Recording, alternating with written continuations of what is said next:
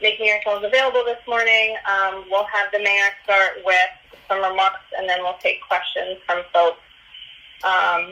And if for some reason you're having trouble unmuting yourself, or you need help using the raise your hand feature or something, please just shoot me a text, send me an email, and then I can help folks out. If you do not have my email, cagonia@providenceri.gov, or 016634252.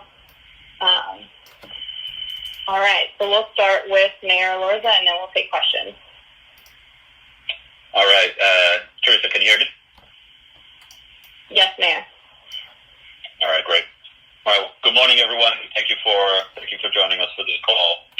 So let me begin by saying that we are not going to pull up the 50.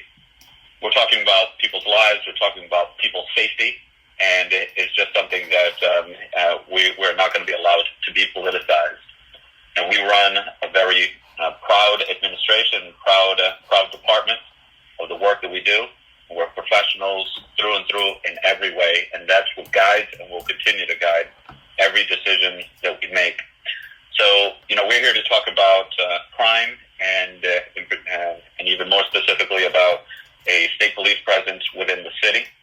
So, I just want to be clear and make sure everyone understands that the coordination between Providence and the state police, that has been going on for a couple of months already.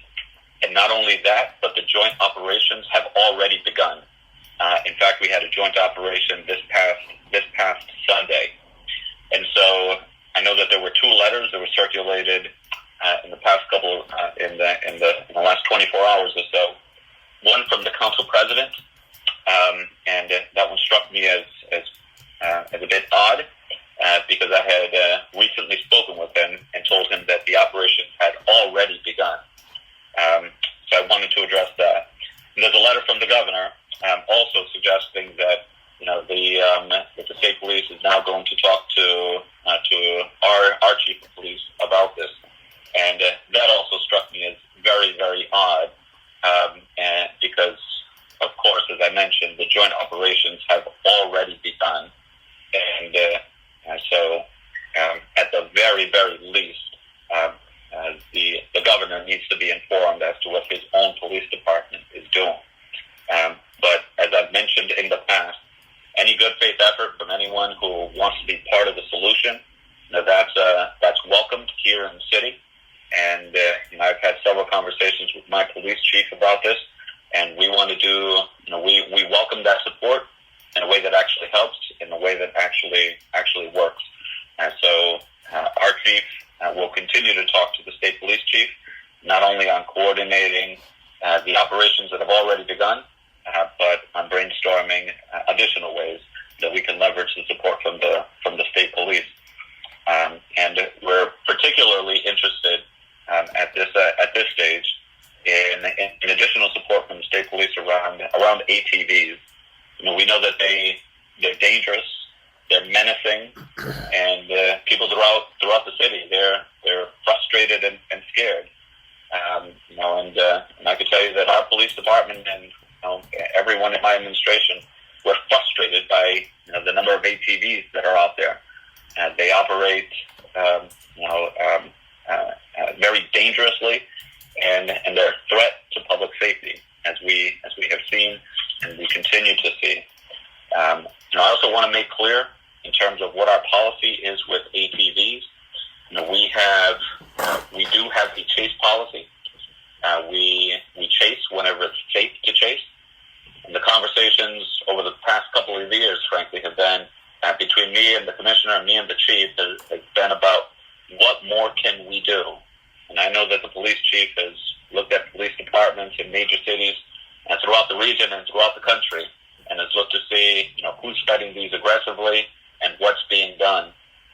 There are police departments that fully sort of disregard them and let the ATVs continue. The steps that we have taken here in Providence I would say, are among the most aggressive, and we have taken over 200 bikes, 200 illegal ATVs off the streets because of these efforts. This is going to continue, and we're happy, and we're willing to work with any support of folks who can be part of the solution, helping us take them off the streets, along with all the other issues that we have throughout the city. So I will pause there, and I'll take some questions.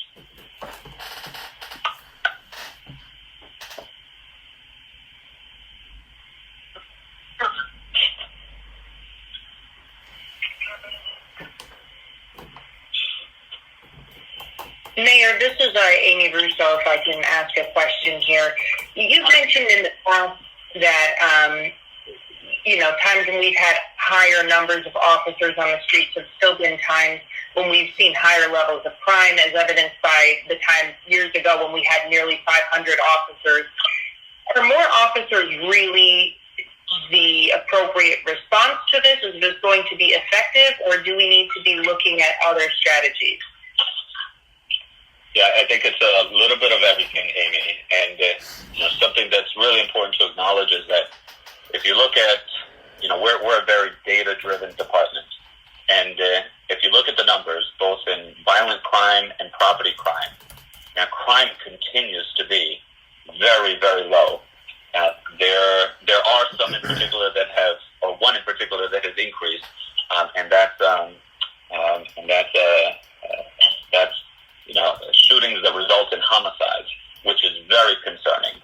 But the point is that, you look across the board and you can do two things. You can compare Providence today to where Providence was 25 years ago, and crime across the board is a fraction of what it was. You could also compare Providence today to other major cities today, and you'll also see that, Providence is a very, very low crime city when compared to major cities throughout the region and throughout the country. So, one is the actual issue of safety. The second issue, which I believe is just as important and is really the issue that, is bringing us together right now, is a question of whether people feel safe, whether people feel safe. And, that's where an incident like the ATV incident from Monday night, that's where something like that comes in. They're menacing and they're threatening, and I think it shakes all of us. So, we have to come up with approaches that not only actually minimize crime, but also approaches that address the perception You are unmuted. as to whether people are feeling safe or not. And so it's important to understand what the issue is, so you can craft a solution to help address it. The perception of crime, or the do people feel safe? Throughout the city, folks have asked, they'd like to see more officers. It just makes them feel safer knowing that there's a police officer there. And because of that, in my time as mayor, we've already had, I believe, the largest and the third largest police academies in the city's history. We have an ongoing police academy right now that's also going to be one of the very largest in the city's history. And we also have in our budget the recruitment for yet another police class after this of another 50 officers. So that is part of the solution, but it's not the whole solution.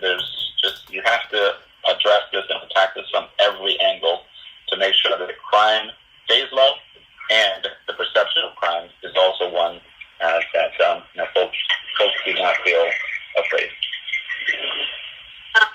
Thanks, Mayor. We're going to go to Carla, Pat, and Sia, and then I have a few others. Just as a reminder, please mute yourself if you're not talking. There are a few reporters. We're going to go to Carla next. Hola, alcalde, ¿qué tal? Alcalde, primero que todo, para que nos digas, por favor, a los televidentes hispanos, ¿por qué formar esta conferencia de prensa el día de hoy?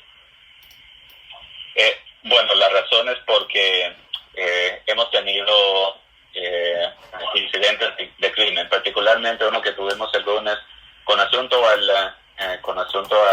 estas motocicletas, y después de eso ha surgido preguntas sobre la policía estatal y si ellos deben de estar patrullando y trabajando acá dentro de la ciudad. y quería tratar ese tema específico. Particularmente el presidente del consejo y también el gobernador enviaron 2 letras ayer, y en las 2 letras los dos dijeron que quieren que comience la policía estatal a trabajar acá en la ciudad. Antes que nada quiero hacer claro que las operaciones entre la policía estatal y la policía de Providence ya comenzaron este último domingo. Yo le dije eso directamente al presidente del consejo, así que me pareció un poco raro de que el próximo día él enviara esta tarjeta que pide lo mismo que ya está ocurriendo. Y lo que me sorprende de hasta más es la carta del gobernador, que parece que él como que no chequeó con su propio jefe de policía para saber de que estas operaciones ya han comenzado y nuestros jefes de policía están en comunicación activa.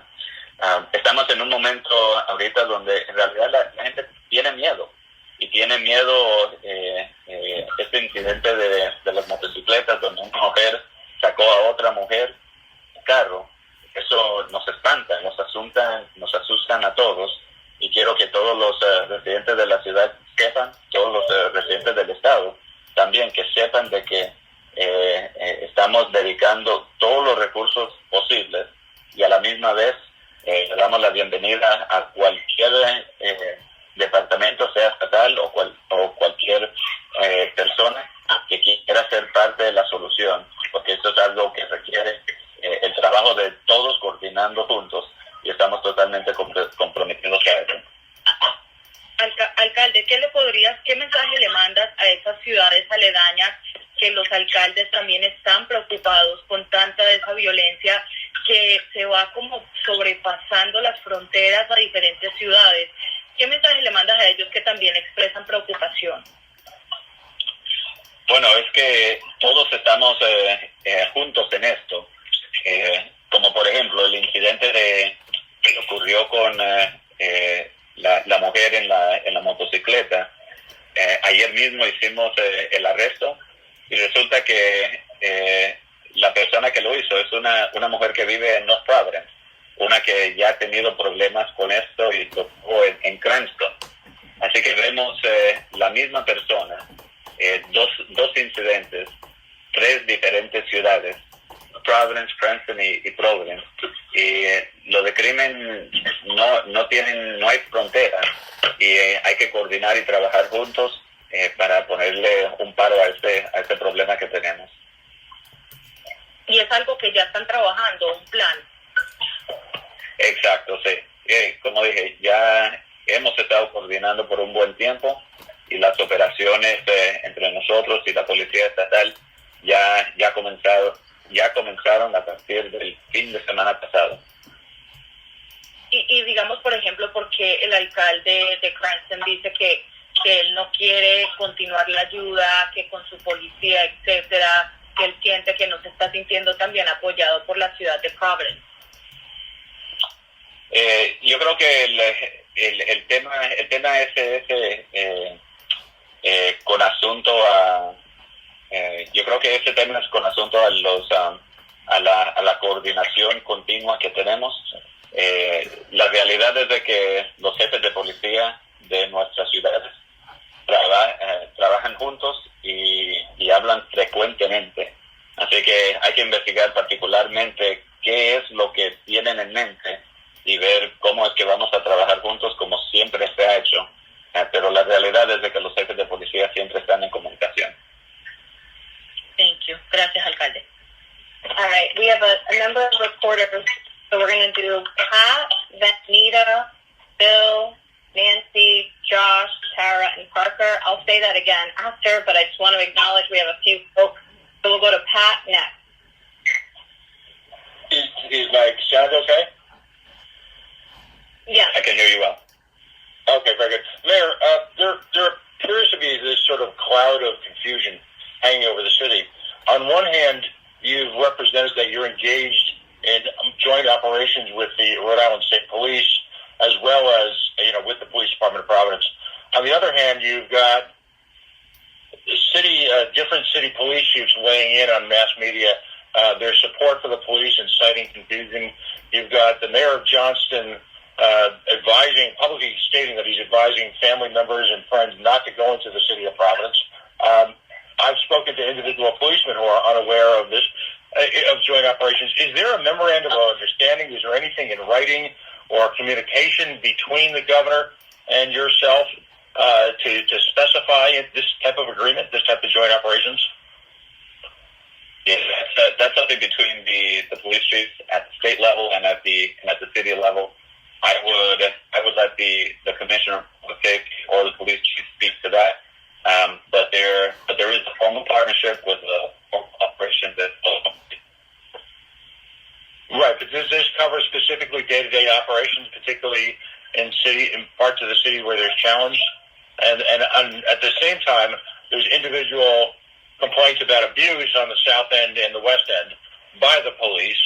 Is the state police assisting you in that matter? We developed a special task force specifically around ATVs, and that's where the joint operations have begun. Our police chiefs continue to talk, and I think that there's an opportunity for them to support in other ways. Yeah, I think that they have capacity. You are muted. With deep, proactive investigations, where we can target folks who either trafficking in illegal guns or are known to be shooters out there in the community. And so, there are different ways where the state police can be helpful, and our chiefs are already coordinating and in constant communication about what those kinds of operations can look like as well. Thank you very much. Just as a reminder, everyone, please mute yourself if you are not speaking. We're going to go to Anita next. Anita?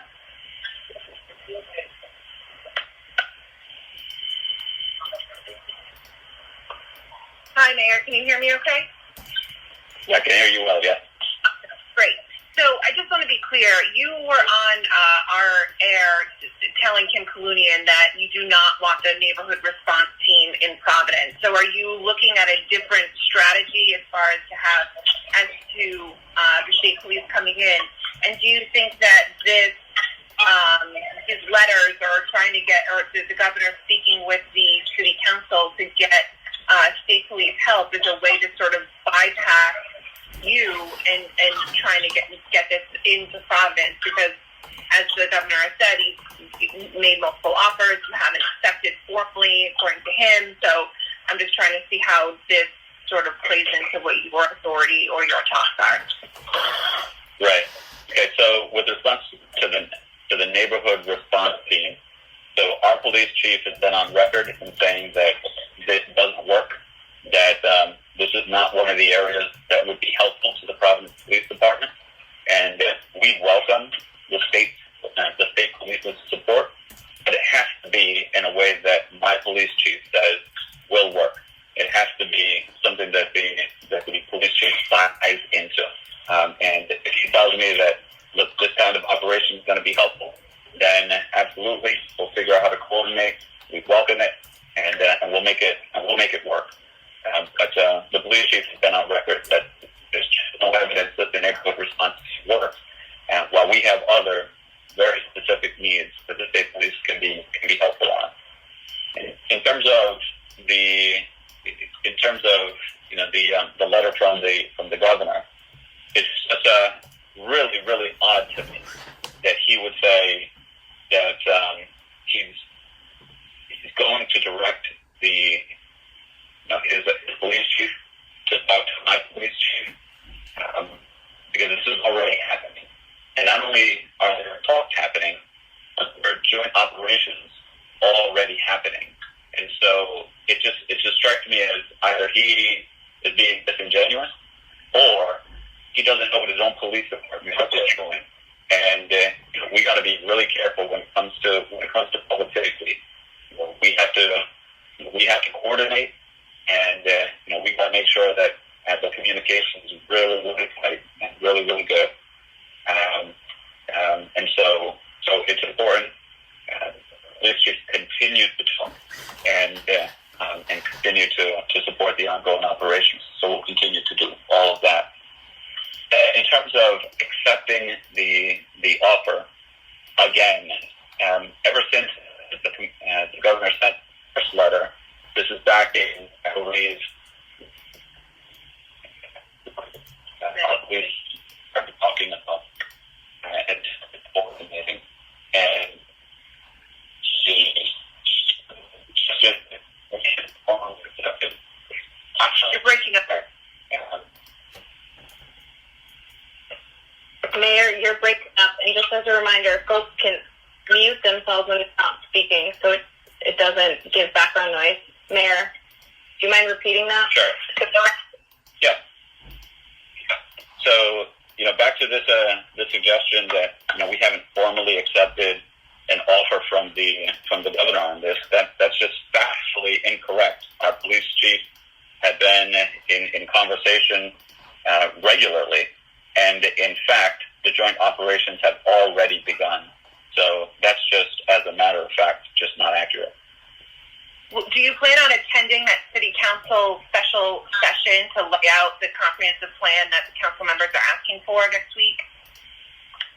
Oh, we will participate. My commissioner of public safety and my police chief will participate, and I've spoken directly to the council president about that as well. Thank you. We're going to go to Bill, and after Bill, we'll go to Nancy. Bill?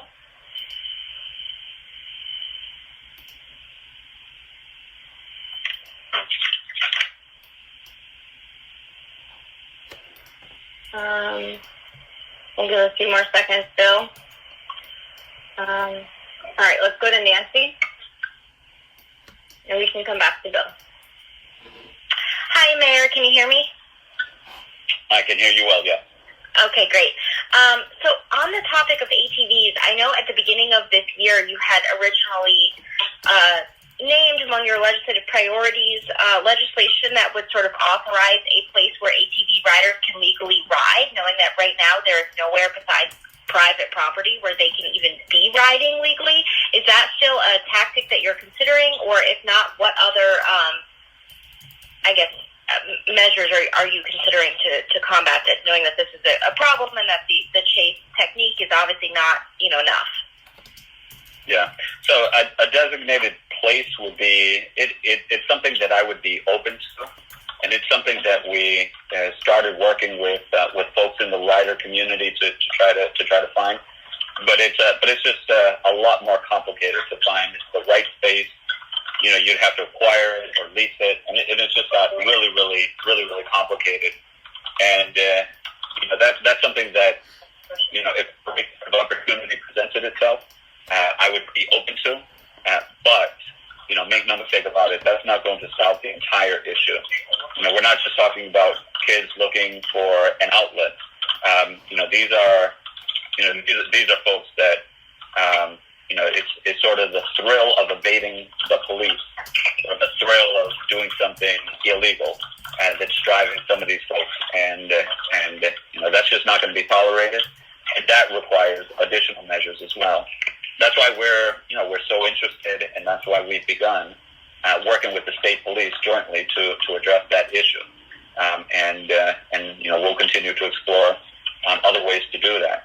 I'll just reiterate too that we've had a special task force, or rather detail, dedicated in the police department to address ATVs. We've made several arrests, and we've confiscated, I want to say, hundreds of these ATVs. And so we just need to continue to be aggressive. One thing that unfortunately can't be done is these ATVs. They just go so fast, they maneuver so easily, and the people that drive them are so reckless that you can't just stop them with one police car. It takes an entire sort of unit. It takes a whole detail operating specifically to address it. And so I know that there have been several times out there where ATVs ride by, and there might be a police officer next to it. People ask, why isn't the police officer doing anything? Well, the reality is that the police officer would not be able to make those arrests. It would just flee, and it would be and any. That's why it has to be with dedicated details or operations to get them, and we can catch them and take more ATVs off the road that way. Great. And just one follow-up question. I'm wondering how much you think, obviously, homicide shootings and deaths in the city are up, but as you said, violent crime or crime overall is still not at what it was. How much do you think that media coverage or attention is playing into sort of fear around violence now compared to the actual data? I think a lot of it. Again, I want to lead by saying that any crime is too much crime, and we're not taking our eye off the ball on the need to continue to reduce crime. So I want to make sure that's 100% clear. But I do think we live in a world today where there's just a lot of fear, and I think a lot of that, not all of it, but a lot of that is heightened by social media. Whenever something occurs, it could be anywhere in the world, but it gets delivered immediately into our feed, and we're reminded about it on a constant basis. And I don't think it's just fear of crime. It's just fear of everything. When I was growing up, we would always play outside on the street. You really don't see that much anymore, and I think a lot of parents are just afraid of what may happen to their children. If you look at statistics, it's safer, here in Providence, or it's safer in major cities throughout the country than they've been historically. But the perception, I think if you would ask folks, I think the perception around the country is folks would say that it's as bad as it's ever been. And so, there definitely is this disconnect between the actual crime and perception of crime, but perception truly is reality when it comes to public safety. If people are in fear, if people don't feel safe, then that's a problem, and that's a problem that we need to address. Mm-hmm. And one more question. Council President Igliosi yesterday said that you were being recalcitrant on this issue of addressing crime in the city. Do you have a response to that? Yeah, he also said that that I didn't want the state police working in the city, and that just strikes me as so odd that he would say that. I had the conversation with him the day before where I told him that state police was already working in and coordinating with the police department in the city. That's something that we welcome. So it's just a very odd statement for him to make. All right, thank you. We're going to go Tara, Parker, and then we're going to come back to Bill, because I think he's back on. Tara?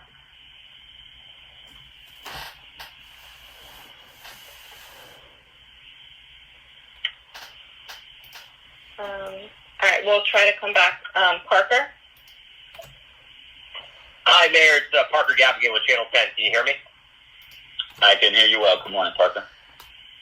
Good morning. Mayor, if this coordination effort with the state police has been going on for weeks or longer, clearly things aren't working correctly. We've had a woman attacked this week, another young woman who was killed last week. Have you laid out a plan to increase this effort? And what would that look like? What is the effort with the state police look like? Does that mean troopers patrolling at certain hours? Because clearly what's happening is not working. Well, let me just give a little bit more. Let me just give a little bit more detail on what is happening and when it began, Parker. So the first joint operation began this past Sunday, and so this is just the first time, and you got to give it time to really develop. So that's one. But with that said, that's not the only thing that our police chiefs are talking about. I think that what I'm particularly interested in is additional resources and support to do deep, proactive investigations around folks that could be involved in major crimes. So we're talking about straw purchasers, the sale of illegal guns, and potentially people who we know carry those illegal guns. So all of those investigations, they're time intensive and resource intensive, of course. But when done right, you can prevent some significant major crimes, and they're extremely valuable to the city.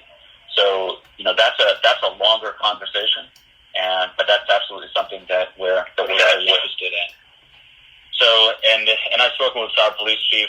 He has several ideas of ways where the state police can be helpful, but I'll let him speak to the details so as to not divulge anything that would be inappropriate to put out there. Mayor, I know you mentioned the chase policy in terms of the ATVs and that the police chase whenever it's safe chase. The fact of the matter is these people know that Providence is a haven because the police are not going to chase. Have you thought about becoming more aggressive with the policy and setting up operations that involve more than one officer taking down these groups of rioters? Yeah. So thank you, and just to add more clarity on that. So we have effectively the exact same chase policy that every city and town in the state has, and we also employ the policy in the exact same way that every city and town do. And I've had several conversations with both the commissioner and my chief about should we be more aggressive on the chase policy? Can we be more aggressive on the chase policy? And every time they've convinced me that it really isn't in the police officers or in the public's best interest, because that creates some really dangerous circumstances, even more dangerous than what we're seeing right now. If we see some high speeds, in really dense neighborhoods, people are going to get, innocent bystanders are going to get hurt. And so, yes, we've had the conversation several times about being more aggressive, and that's something that public safety advises against. And then on your last question about ramping up the operations, where we have several officers out there addressing ATVs. So this is what I mentioned earlier. We've been doing that throughout the summer. We've been doing that, and we've been able to get a lot of these ATVs off the streets. And what we're beginning with the state police is adding their resources to those efforts as well.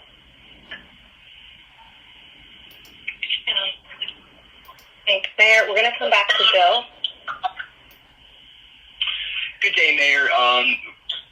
There's several mayors in surrounding municipalities who have come out hypercritical of you and your administration. Also, police chiefs from other municipalities for under-policing. At the same time, there are a number of local activists, either on social media or out in the community, who are criticizing you for over-policing. What is the average, everyday Providence resident saying to you and your administration right now about their perception of the city, safety, the status of the police department, day-to-day issues? What are you hearing from people who don't have the platform of an activist or an elected official? Yeah.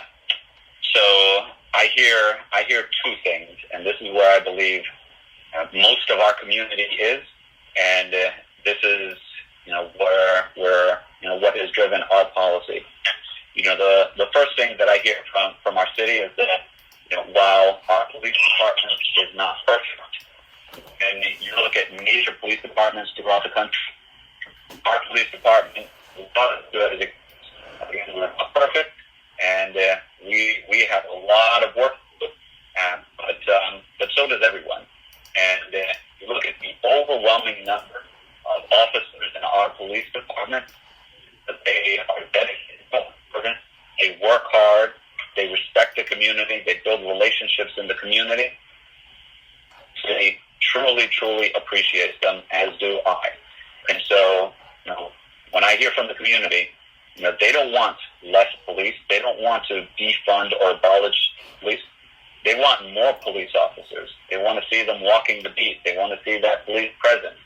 And so, I mentioned earlier that, we've invested in, 2 police academies already, 2 of the largest in the city's history. We have one ongoing, which again is one of the largest and most diverse in the city's history. And so that's what's driving our policy. That's one. The second thing that I'm hearing for folks on the street is, as much as, folks believe that the vast majority of our officers are fine public services, fine public servants that are doing a great job, we can always do better. And the community, in particular, communities of color, they've experienced several instances where their interactions with the police have been negative. We've had incidents where police officers have crossed the line, and there is no conflict between supporting our police department and acknowledging that they do an exceptional job under really, really difficult circumstances, but also acknowledging that sometimes folks cross the line and they need to be held accountable. And that goes into our training, it goes into our discipline, it goes into how we run and manage our department. So that's what I hear from the community. They have a lot of respect and support for our police department. They want to see more officers, while at the same time, they want those interactions with those police officers to be much more respectful whenever they can be. And if I may just follow up, any truth to the rumors that there may be a shakeup in Providence Police? Some people are saying that Chief Clements may be looking to leave the department. The union, the police union, has been hypercritical of Commissioner Parry. Any truth to those rumors that are starting to turn into conversations amongst reporters, activists, people who are engaged in this stuff on a regular basis? These are those moments where you have to both act with urgency while at the same time be very thoughtful in the actions that you take. And that's where being a data-driven department, that's where this comes into play. And so, we are here because of this really awful incident with the ATVs. That really impacts people's perception of crime, and so we're talking about that. And we're also here because we've had two particularly heinous shootings. One on Carolina Ave where 8 people got shot, and another just recently over at Alvarez where 5 people got shot. One of the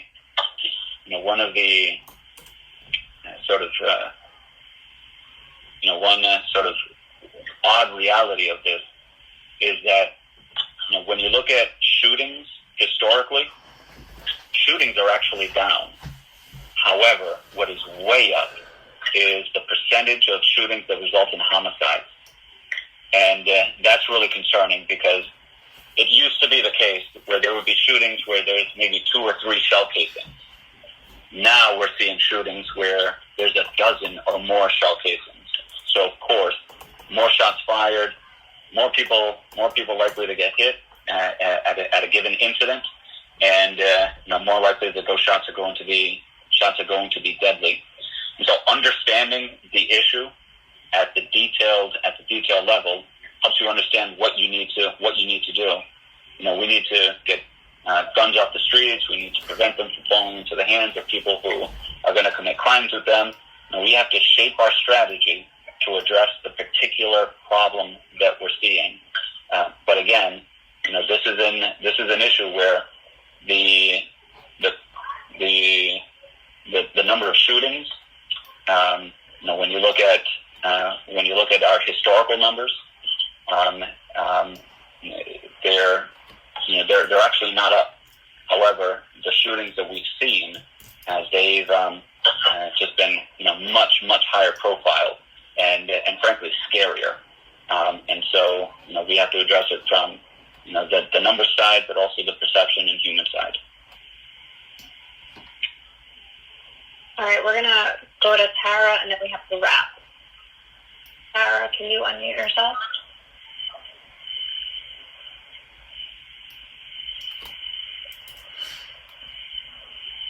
Tara, I'm clicking unmute.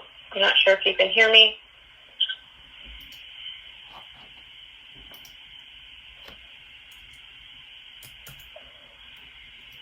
Oh yeah, go ahead, Tara.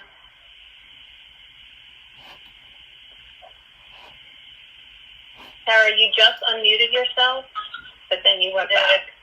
Go ahead. Here we go. You hear me now? Yeah. I can hear you, yeah. Okay. Hi. Good morning, Mayor. Sorry, we're on live too, so it's a little bit more complicated. There was quick response after the Sale Street incident and criticism of the Providence Police, and again after the 6-hour chase with the 3 teens. Yet 24-year-old Maya from Warwick was gunned down and killed last weekend, and no response really. You went on vacation. Why not drive back to Providence, look a little bit more connected, and have this press conference in person? It's just so disjointed, and it looks so disconnected. Yeah, we had that terrible incident where a young woman lost her life. Really awful tragedy. I spoke with the mother, I believe it was Sunday morning. I gave my condolences and offered whatever help and support either that the city can offer. That offer continues. If there's any way that I can support that family, any information that they need in terms of our ongoing efforts to bring those responsible to justice, we're committed to doing that. In terms of the work that we've been doing over the past week, I've been on the line with my Commissioner of Public Safety and my police chief, constantly every day throughout the past couple of days, and I'll continue to do that to make sure that we're coordinating all of our operations, that we're up to date on the latest information, and making sure why that not we address just drive down issue today directly. and do this in person, because we can barely. This connection is awful. People are saying we can't even hear him. We want to know what he's thinking. Yeah. So as I mentioned, Tara, I've stated publicly already. I had a long planned family vacation, and this is what we're doing. However, I've been on the phone either with professionals in public safety or with other elected officials and with members of my team throughout this entire week, making sure that our response to this is as effective as possible, while addressing all of the issues such as how we're coordinating with the state police and other actors, including the Providence City Council. So we'll continue to work hard throughout the day and throughout the week. So Tara, we'll continue to work hard throughout the day and throughout the week, and do everything that's necessary to not only bring all the folks responsible for what has happened to justice, but also invest proactively so that we're not having more of these incidents throughout the city. And real quick, did you facilitate this morning's meeting between Colonel Manny and Chief Clemens? I did not. That's part of their ongoing conversations. Yes. But you did not have anything to do with it? So again, they talk on a regular basis, and this is part of their continuing conversations. But you see, they're doing this. You're not here. Other police chiefs have been on WPRO all this week saying he needs to cooperate better. He's tough to get along with. He's tough to discuss things with. And this meeting is happening without you, and you didn't set it up. Do you feel like you're on an island by yourself or state by yourself? Yeah. So Tara, I have a team of professionals that I trust to do this work. I have every reason to trust the police chief. And the police chief, he answers to the commissioner. The commissioner is aware of the meetings that they're having as well. And the commissioner helps to coordinate all of that work. And we're going to continue with this. Again, public safety is the most important issue, and we are not going to politicize this. And we're willing to work with anyone who wants to be a good faith partner and wants to be part of the solution. So, But you thank do you, know everyone. that Ken I really Hopkins appreciate from Preston. Thank you, Thanks, everyone. Mayor. I really appreciate everyone jumping Can I get on one more question in? All right, we're gonna wrap here, Tara. I can connect with you off